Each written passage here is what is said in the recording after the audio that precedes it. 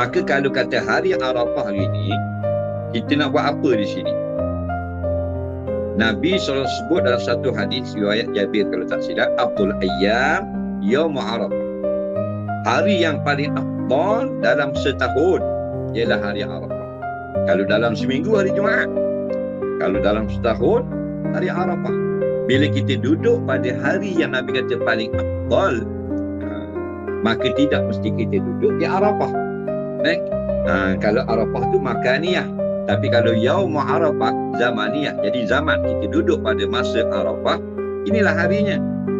Cara ibadahnya yang sangat besar ialah puasa.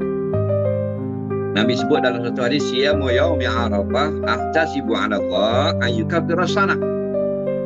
Aku beritahu kamu ni, puasa hari Arafah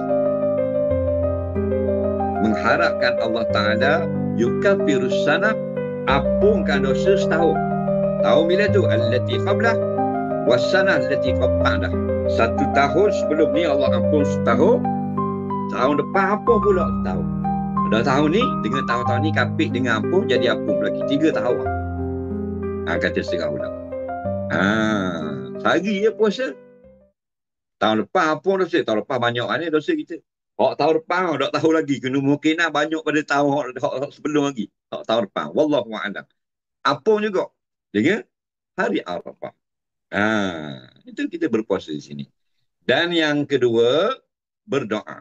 Berdoa tak mesti di Arafah. Di Arafah orang duduk dengan di padang tanah Arafah, dengan di padang pasir dan sebagainya, duduk berwukuf. Kita di sini berdoa. Doa ni. Doa kepada aku. Maka hari ini kita ambil perintah Allah. Doa ni. Doa kepada aku. Kita ambil ini hari yang terbaik. Khairul doa. Doa yaumi Arafah.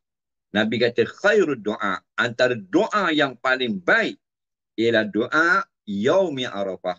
Doa pada hari Arafah pada 9 Dzulhijjah. Dah doa gua ada. Ikut pandang dalam hadis banyak doa-doa Rasulullah, doa maksur. Kita duduk di Kota Baru ni, doa lah pada minta panjang umur. Ya Allah, ya Tuhanku, berkat hari Arafah ini, hari yang berkat.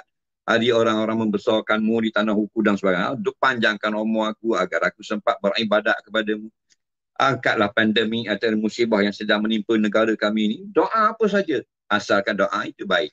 Doa bahasa Melayu boleh, bahasa Arab boleh, Kamboja boleh, Perancis pun boleh.